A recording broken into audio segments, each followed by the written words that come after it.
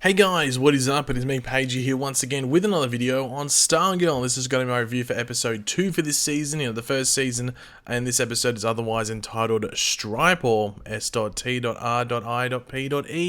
It's about the big robot. But of course, spoiler alert, if you've not watched the episode, don't watch. Go watch it, then come back to this video. It's out on both services when this video goes up, so hopefully you've watched it. But if you have watched the episode and you are continuing on with the video without being spoiled, why not leave all your various opinions in the comment section down below about this episode. What did you like? What did you hate?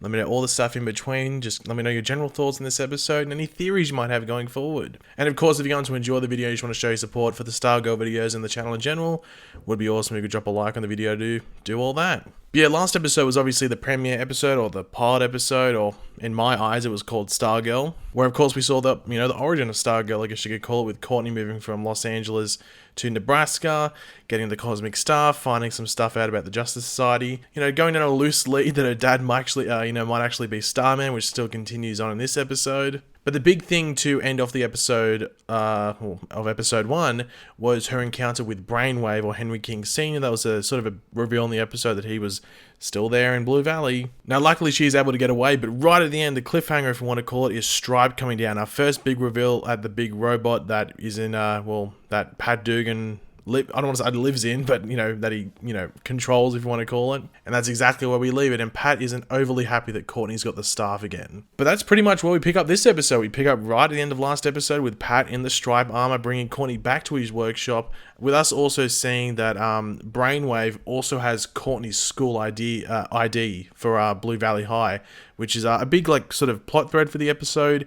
Unfortunately, well, not for Courtney, but definitely for Brainwave, the ID is damaged, it's burnt, so he can only see that she has blonde hair, and then of course that she goes to Blue Valley High. So that's the only, guess who hints that he has, so he's going to have to try and figure that out along the way throughout this episode, but he, you can tell partly who he is after. You could argue that, he fought her for a good couple of minutes. Did he not get a better look at her face? But obviously that tire warehouse was a bit dark. I think we can give him a pass that he didn't keep memory of what her face was and stuff like that. Just the hair color and the IDs are good enough to go with for this episode. Now, one of the interesting parts, early in the episode is that Pat reveals that Brainwave was who attacked Courtney, because Courtney wasn't just 100% sure what was going on there, and that he was the one who actually killed Johnny Thunder, Hawkman, and Hawkgirl. So Brainwave is responsible for the deaths of 3 of the JSA members, and it confirms that they are dead. They died on that night. Now, obviously, the interesting thing with Hawkman and Hawkgirl is that they can reincarnate. So will they come back on the show, or was it not long enough, 10 years ago for them to reincarnate now? So whether we see them in present day or not is a question mark, because they can reincarnate. It's same with Dr. Fate, he's immortal. So those 3 characters could technically still show up on the show, even though they might have quote-unquote died, or something might have happened to them in the past. So we'll have to wait and see what happens there. Now, we do get to properly meet Councilman William Zarek in this episode. I say properly because he technically was in episode 1. He's in the distance. I think when Barbara goes to work for the first day, he's talking to Stephen Sharp in the distance, but you don't actually interact with him from memory. So we actually get to properly meet him in this episode. But we meet him in this episode when he is encountering an intruder in his home, when his son comes and gets him, and this intruder is actually Brainwave. And that's when we actually learn that William Zarek is actually the wizard from the Injustice Society. Now, in the comics, his name is William Zard, so I don't know necessarily why they changed on the show, but maybe they just thought when they first introduced William Zarek, it can throw people off because Zard's on his last name, so people won't know he's the wizard straight away. But then again, maybe they changed it so it's not, William Zard as in wizard, make it a bit different. Maybe that's why they changed it, I don't know. But we do have Brainwave informing him that a girl does have Starman staff, and it's just a point of concern. It does seem that, William Zarek has sort of moved on from the Injustice Society stuff, but he's sort of leading what's going on in Blue Valley at the moment, at least. And pretty much this project, quote-unquote New America, or the American Dream, whatever you want to call it, is what the Injustice Society is building towards, and Blue Valley is their, I guess you could call it, testing point, or at least, draft area, or testing point. It's probably the best thing to call it.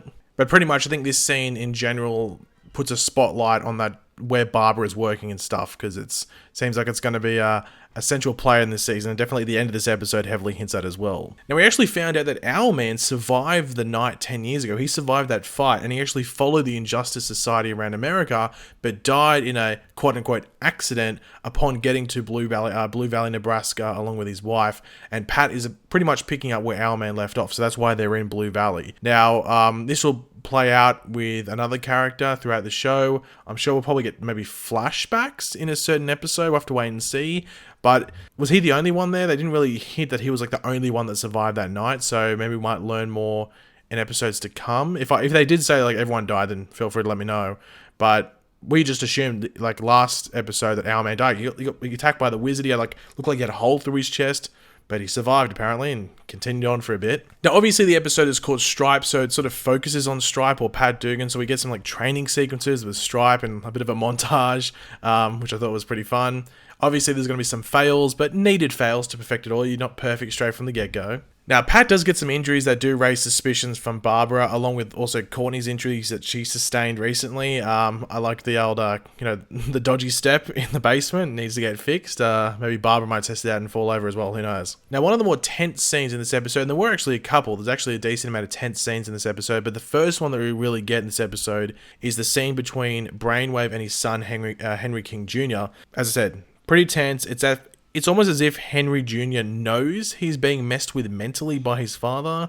And also, we have like a little bit where Brainwave is seeing if his son has his abilities as well, which I'm sure we'll see play out. Like, it's in the comics. I'm sure we'll see it play out in this season.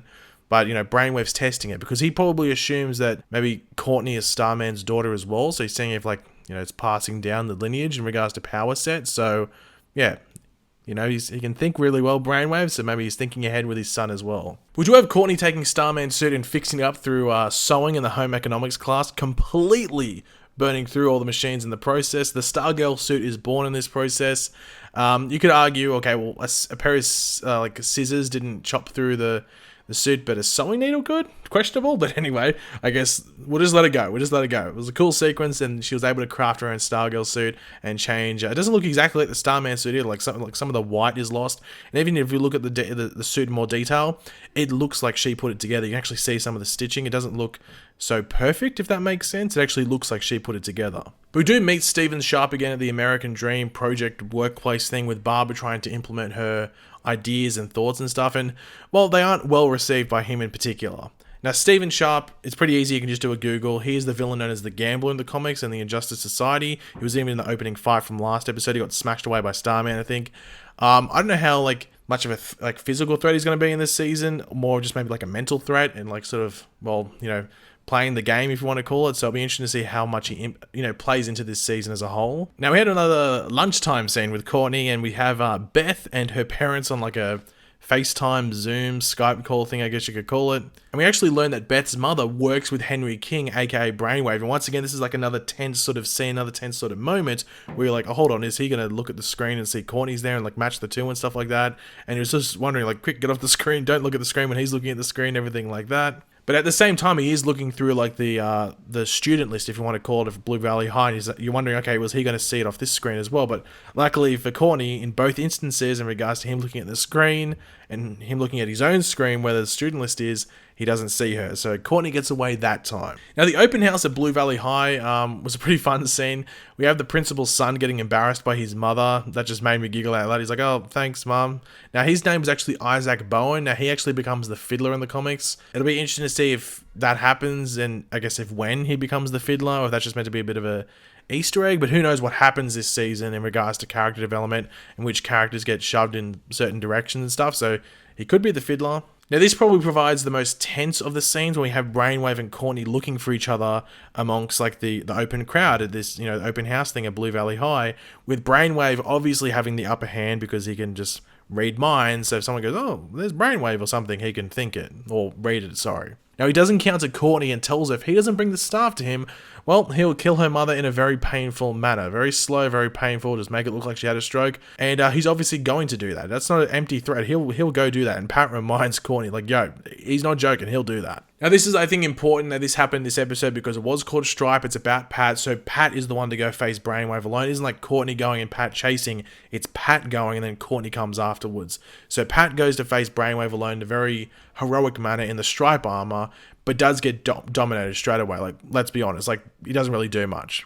At first, at least. But Stargirl to the rescue in a very cool entrance scene. This is like the debut, I guess you could call it, of the Stargirl suit, and it looks good on her. But of course, Stargirl herself gets in a bit of trouble and is slightly tortured by Brainwave. I was wondering how far it was going to go, but it's like, surely they won't do too much now. Like, if they're going to do anything, they might do it later in the season if something happens there. And she's actually unable to attack him with the staff, with the cosmic staff. But lucky for Courtney, Pat is able to, like, high beam, I guess you could say, Brainwave in the eyes, and she's able to get her staff and attack him with it, and sort of like frying his brain of sorts. Now, later on, just after, the doctors seem to think he has like a seizure of sorts, if you want to call it, with his son obviously not happy. Like, his son's a bit triggered, and this might trigger his powers as well. I did like the scene after where Courtney, like, officially makes Pat her sidekick, even though he is a bit hesitant due to Starman's death. Now, they do drop Ted Knight's name throughout this scene. Was that scene specifically? It was early in the episode. They do name drop Ted Knight, so that's important, but I'm guessing they'll get back to that in later episodes. I think they even say, like, Ted Knight's a story for another day. But you can tell Pat is a bit hesitant to be the sidekick of Courtney, obviously due to what happened with Starman. Obviously, he was with Sylvester Pemberton from the exact same age Courtney is right now until he died, and I think Pat's just a bit hesitant about that, but he comes around. But the big ending scene for the episode is Jordan Marquand, who we got like a little clip of in the opening episode with him at at a grave. We have Jordan Marquand, aka Icicle, returning to Blue Valley with The Man by the Killers playing in the background, which I thought was pretty cool. And we see that the Injustice Society's secret headquarters is underneath the American Dream building. So that just makes that building even more important to the central plot for this season. And we have Solomon Grundy in a secure cell. So a lot of people are wondering, where did Grundy go? Because it was in the opening scene from episode 1, like 10 years ago. So where is he now? Well, that's where they're keeping him. So they'll be able to use him whenever they want. And the Injustice Society even has their own photo. I wonder who took that, or if it's just some artwork, who knows. But the Gambler was down there, or Stephen Sharp as well. And now they got their eyes set on Courtney, or the person who has Starman's staff. So watch out, Courtney, in episode 3, which is otherwise entitled Icicles. That should give you a hint as to what's to come next week. But overall, another great episode of Stargirl. I think this was better than episode 1. I know a lot of people's criticism with episode 1 was that it moved a bit slow, and I sort of agree, like, it just has to set up stuff. But that last half of the pilot was great. But this episode was like the last half of that pilot, but the entire episode, and it went through a lot of stuff. Deals with the end of last episode, some setting up for the Injustice Society, the open house thing at Blue Valley High, and then the Brainwave vs Stargirl fight, and then setting up Bicycle. A lot happened in this episode, and I thought it was just great to watch, and very much enjoyed it. Stargirl's off to another cracking start. Continuing its cracking start with another great episode. But yeah, guys, thanks for watching. Hopefully you enjoyed. If you did, it'd be awesome if you could drop a like on it to show your support for the video, or if you just enjoyed the episode, it'd be awesome if you could do that as well. Let me know your various opinions in the comment section down below. What was your favorite part of the episode? All of that. Let me know all your opinions down there. And of course, if you are new to the channel, make sure to subscribe, and I will catch you guys later. Goodbye.